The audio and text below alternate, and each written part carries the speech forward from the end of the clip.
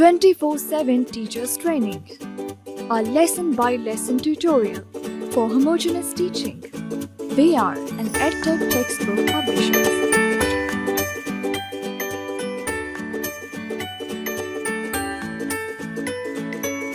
Bismillahirrahmanirrahim. Assalamu alaikum, Honorable Teacher. I welcome you on behalf of the Snowman Publishers. This tutorial session is on Unit 4 of Social Studies, Grade 5. The unit title is History. There are 3 sessions on this unit. This session is the second one, and its title is Role of Provinces in Pakistan Movement. Introduction.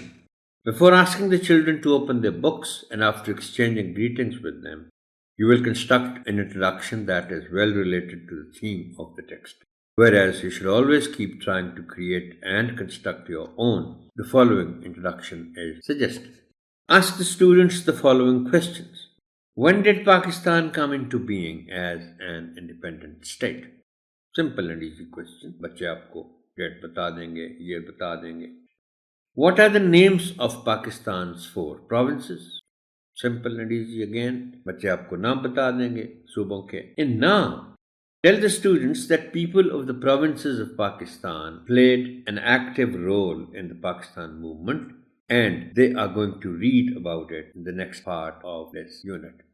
अच्छा, ये तो of course आपने इस उन्वान तक ले जाने के लिए बच्चों के साथ प्रोविंसेस की बात करनी है, उनके रोल की बात करनी है. लेकिन इससे पहले मेरी आपसे गुजारिश होगी ऑनरेबल टीचर कि इंट्रोडक्शन का जो आखिरी हिस्सा है ये वाला, इसमें पहले आप खुद एक मुख्तसर सा खाका पाकिस्तान मूवमेंट का पेश कर दीजिए और मैं आपके साथ शेयर कर लेता हूँ. देखिए, कहने वाले ये भी कहते हैं कि जी पाकिस्तान मूवमेंट तो एक्चुअली तभी शुरू हो गई थी जब इस्लाम हिंदुस्तान में आया था. और ये कब आया था? 8वीं सदी के बिल्कुल शुरू में, 711-712 में मोहम्मद बिन कासिम के साथ. इस पर आगे बात होगी, चूँकि इस पे हमने टेक्सचुअल एक्सप्लेनेशन में बात करनी है on Sindh as a gateway of Islam. लेकिन फिर चलें, मुसलमानों ने हुकूमत की हज़ारों साल, और फिर आपने बात वहाँ से पिक करनी है कि 1857 तक मुगलों की हुकूमत रही. 1857 में फिर अंग्रेज़ों ने अपनी हुकूमत को, जिसको कहते हैं ना कि मोहर लगा दी, और उसके बाद फिर आहिस्ता आहिस्ता जिसको हम पाकिस्तान मूवमेंट कहते हैं, तहरीक पाकिस्तान के, वो शुरू हुई और 1947 में फिर पाकिस्तान आज़ाद हुआ. अब इस जो सारी मूवमेंट है तहरीक पाकिस्तान जिसको हम कहते हैं, उसमें जो इस वक्त पाकिस्तान के सूबे हैं चारों, यहाँ के लोगों ने भी जाहिर बात है हिस्सा लिया, कुछ ज़्यादा कुछ ने कम, और हमें जाहिर है सिर्फ पॉजिटिव रह के बात करनी है. तो फिर आप बताएंगे बच्चों को कि हमने तहरीक पाकिस्तान में जो सूबों का किरदार रहा उस पर इस बाब के इस हिस्से में बात होगी. Let's have an overview of the content. Role of Sindh in Pakistan movement, role of Punjab in Pakistan movement, role of Balochistan in Pakistan movement, and role of Khyber Pakhtunkhwa in Pakistan movement. ये चारों सूबों का जो role रहा Pakistan movement में, उस पर हमने बात करनी. Let's talk about preparatory tips. The first one is the usual one. Divide this unit into lessons in accordance with the syllabus breakup available with you and prepare your lesson plans accordingly. The second preparatory tip is important. Study in detail about 100 years history of the 4 provinces from mid-19th to mid-20th century. बड़ा काम लगता है honourable teacher, लेकिन बात ये है कि आप सोशल स्टडीज़ में अपने तारीख़ भी पढ़ानी है, आपने जोग्राफिया भी पढ़ाना है, आपने और बहुत कुछ पढ़ाना है. लेकिन तारीख़ में मसला आमतौर पर यह होता है कि आपने पढ़ाना तो एक चैप्टर होता है बाज़ का, लेकिन वो जिस अरसे की तारीख़ होती है वो सैकड़ों सालों पर फैला होता है, बाज़ का हज़ारों सालों पर फैला होता है. आपसे मेरी रिक्वेस्ट ये है एज अ टिप कि हम अगर बात करते हैं पाकिस्तान मूवमेंट की, जैसे मैंने पहले आपसे गुजारिश की, 1857 से लेकर 1947 तक का जो अरसा है सारा, कोई 90 साल बनता है, इसकी जो तारीख है تحریک پاکستان کی، وہ ظاہر ہے، وہ بہت طویل ہے، اس کی تفصیلات بہت زیادہ ہیں، تو آپ کو مطالعہ تو کرنا پڑے گا۔ اس میں سر سید احمد خان کی خدمات، کوششیں، ان کے نظریات، اور پھر علامہ محمد اقبال رحمۃ اللہ علیہ کے نظریات، ان کا تصور پاکستان، اور پھر قائد اعظم محمد علی جناح۔ لیکن اس سارے عرصے میں جب تحریک پاکستان میں کچھ تیزی آئی تو پھر جو ان تمام صوبوں کے لوگوں نے جو کردار ادا کیا، اس کا تو مطالعہ آپ کو کرنا پڑے گا۔ Then the next step is think and read to know why Indian Muslims wanted freedom and how Muslim nationalism rose and grew and united India. سب سے بڑا سوال آپ کو معلوم ہے آنریبل ٹیچر، تحریک پاکستان کے حوالے سے یہی ہے، جس کو ہم دو قومی نظریہ بھی کہتے ہیں، کہ مسلمان الگ وطن یا الگ ریاست کیوں چاہتے تھے۔ اس کا مختصر جواب تو یہی ہے کہ انہیں ڈر تھا کہ متحدہ ہندوستان میں ان پر ہندوؤں کا غلبہ ہوگا اور وہ دوسرے درجے کے شہری بن کے رہیں گے۔ اور آپ بچوں کو بتائیں آنریبل ٹیچر کہ وقت نے یہ ثابت بھی کیا ہے کہ اس وقت جو مسلمان ہندوستان میں ہیں ان کے ساتھ کیا سلوک ہو رہا ہے، مسجدوں کے ساتھ کیا سلوک ہو رہا ہے، مسلمانوں کے حقوق کے ساتھ کیا ہو رہا ہے۔ اور پھر ہم جب تاریخ پڑھتے ہیں تحریک پاکستان کی، اور میں آپ کو ایک دلچسپ بات بتاؤں آنریبل ٹیچر، کہ ہم جس کو کہتے ہیں نا کہ دو قومی نظریہ کیا ہے؟ یہی ہے کہ ہندو اور مسلمان دو الگ الگ قومیں تھیں اور ہیں۔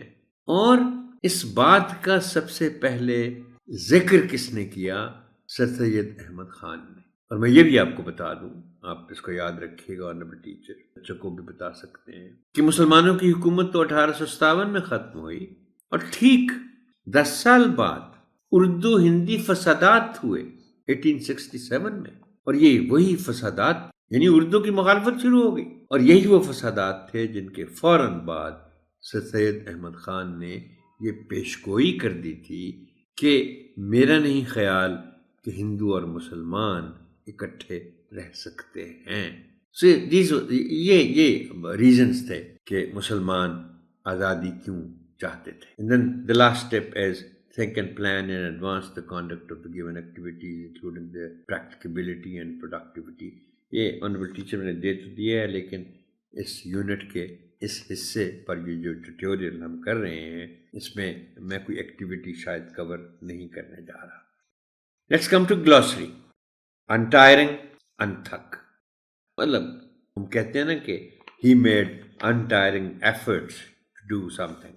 تھکے نا بندہ، چلتا جائے، کنٹینیوسلی ایفرٹ کرتا جائے، اس کو انتھک کہتے ہیں۔ کنسٹیچوئنٹ اسمبلی، ایک تو اب ہم تو نیشنل اسمبلی سے واقف ہیں نا، ایک ہوتی ہے مجلس آئین ساز، اس کو کہتے ہیں، اس کا کام ہی دستور بنانا ہوتا ہے، آئین بنانا ہوتا ہے۔ Constituent assembly, constitution making assembly. اور اس لفظ کا ذرا پروننسیشن بھی آنریبل ٹیچر ذرا غور سے سن لیجیے گا، کنسٹیچوئنٹ اسمبلی۔ صوفی، اس سے صوفیزم بھی بنتا ہے۔ ایسے مسلمان جو دل سے خواہشوں کو دور کر کے خدا کی طرف دھیان لگاتے ہیں، ان کو صوفی کہا جاتا ہے۔ صوفی اسلام کے پھیلاؤ میں بہت اہم رہے، اولیاء اور صوفیاء کے ذریعے اسلام ہندوستان میں پھیلا۔ جرگہ، یہ لفظ لکھا ہوا تو جرگہ ہے، ویسے اس کا جو اردو میں صحیح تلفظ ہے آنریبل ٹیچر وہ جرگہ ہے۔ ٹی وی میں بھی ایک پروگرام آتا ہے، اس میں بھی جرگہ ہی کہا جاتا ہے، درست لفظ اس کا جرگہ ہے۔ اور یہ جرگہ ایک پنچایت ہے جو اہم معاملات کا فیصلہ کرتی ہے، اور اس کا افغان یا خیبر پختونخوا کے علاقوں میں پٹھان کلچر ہے، اس میں اس کا بہت رواج ہے۔ Referendum, an occasion when all the people of a country can vote on an important issue۔ یہ عام جو انتخابات ہوتے ہیں ان سے الگ ہے۔ انتخاب میں تو آپ ووٹ ڈالتے ہیں نا، ایک سے زیادہ امیدوار کھڑے ہیں تو جو ووٹرز نے ووٹ ڈالنا ہے کس کو ڈالنا ہے۔ ریفرینڈم میں ایک سوال ہوتا ہے صرف، جس کا جواب ہاں یا نہ میں دینا ہوتا ہے، اور یہ ملکی سطح پر ہوگا، تو اس ایک سوال پر لوگوں کی رائے معلوم کی جاتی ہے۔ آپ مثال دے کر بچوں کو سمجھا سکتے ہیں کہ بھئی فرض کریں کبھی ایک ریفرینڈم یہ ہو جس میں تمام ووٹرز جو ہیں ان سے ایک سوال پوچھا جائے کہ آپ اس ملک میں پارلیمانی جمہوریت چاہتے ہیں یا صدارتی نظام، تو ووٹر جو ہے وہ پارلیمانی نظام کے آگے ٹک لگا سکتا ہے یا وہ صدارتی نظام کے آگے ٹک لگا سکتا ہے. اس کو پھر ہم کہیں گے ریفرینڈم. ریزیڈنسی سرکاری رہائش گاہ کو کہتے ہیں، آفیشیل ریزیڈنس. جیسے بلوچستان میں مشہور ہے زیارت ریزیڈنسی، جو قائد اعظم محمد علی جناح کی سرکاری رہائش گاہ رہی بہت عرصہ، خاص طور پر جب وہ بیمار تھے. Let's come to textual explanations. The first one is Sindh as gateway of Islam. Islam came to India after Muhammad bin Qasim's invasion of Sindh in 711-12. کہانی بھی ہے پیچھے لمبی ہے، مگر مختصراً محمد بن قاسم نے حملہ کیا سندھ پر 711-12 عیسوی. اور ہوا یہ کہ محمد بن قاسم ظاہر ہے حملہ کیا، علاقے فتح کیے اور یہاں کافی عرصہ قیام کیا. اس سے اسلام کیسے پھیلا؟ یہ اہم ترین سوال ہے اس ضمن میں کہ محمد بن قاسم کے حملے سے اسلام کیسے پھیلا. یہاں میں آپ کو اس کا سبب بتاتا ہوں، وجہ بتاتا ہوں. وجہ یہ ہے کہ ظاہر ہے یہاں ہندوازم تھا، اور ہندوؤں میں آنریبل ٹیچر آپ کو معلوم ہے اور بچوں کو بتائیے کہ ہندوؤں میں ذات پات کا نظام جو ہے وہ بڑی سختی سے قائم ہے. برہمن ہیں، اچھوت ہیں، یہ ہے وہ ہے، اس طرح کے، اور بہت فرق ہے ان میں سماجی سطح پر. یعنی ایک برہمن کسی اچھوت یا دلت ایک جھوٹے برتن میں پانی نہیں پیتا، بہت سی اور باتیں. محمد بن قاسم جب آئے اور یہاں کافی عرصہ قیام کیا، ان کی فوج یہاں ٹھہری، تو وہ تو برابر کا سلوک کرتے تھے. ان کے اور صاف بھی تھے، رحم دلی تھی، معاف کر دیتے تھے، عورتوں کے ساتھ بہت نرمی سے پیش آتے تھے. یہ ہندوؤں نے جب یہ دیکھا، خاص طور پر ان کی جو نچلی ذات کے ہندو تھے، تو وہ بہت متاثر ہوئے اور انہوں نے اسلام قبول کرنا شروع کر دیا. اور یوں اسلام محمد بن قاسم کے سندھ پر حملے کے نتیجے میں آہستہ آہستہ آیا، پھیلنے لگا، اور پھر طویل ایک تاریخ ہے. اس سے اگلا پوائنٹ ہے نارتھ ویسٹرن فرنٹیئر پروونس کا. اس صوبے کا نام پہلے یہی ہوتا تھا، نارتھ ویسٹرن فرنٹیئر پروونس یا شمال مغربی سرحدی صوبہ. یہ نام سب سے پہلے انگریز حکومت نے 1901 میں اس کو دیا. پہلے یہ پنجاب کا حصہ ہوتا تھا، گریٹر پنجاب اس کو کہتے ہیں. اس سے لگ ہوا جب یہ علاقہ، تو اس کو پھر نام دے دیا انگریز حکومت نے شمال مغربی سرحدی صوبہ. شمال مغرب کس کا؟ ہندوستان کا، اور سرحد افغانستان کے ساتھ. تو یہ نام چلتا رہا، لیکن پھر 2010 میں اس کو حکومت پاکستان نے نیا نام دیا خیبر پختونخوا کا. اب اس کو ہم اسی نام سے پکارتے ہیں اور KPK بھی کہتے ہیں، خیبر پختونخوا. سندھ مدرسۃ الاسلام، یہ کراچی کا ایک بہت مشہور سکول ہے، پرانا سکول، اور اس کی ایک تاریخی حیثیت بھی ہے. یہ بطور ایک سکول کے It was established as a school in 1885 1885 میں.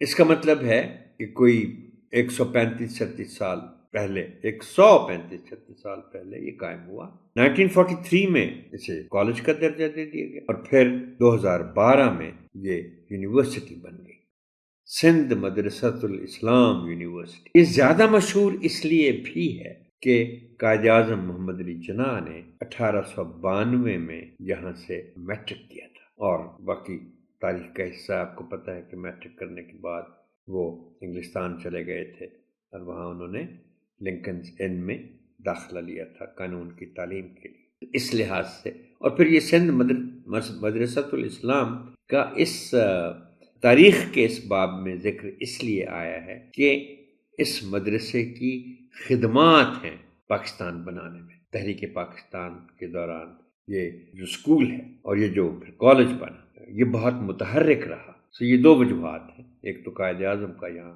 پڑھنا، دوسرا اس کا تحریک پاکستان کے دوران متحرک رہنا. Well, that is all for this tutorial, Honorable Teacher. Thank you and Allah Hafiz.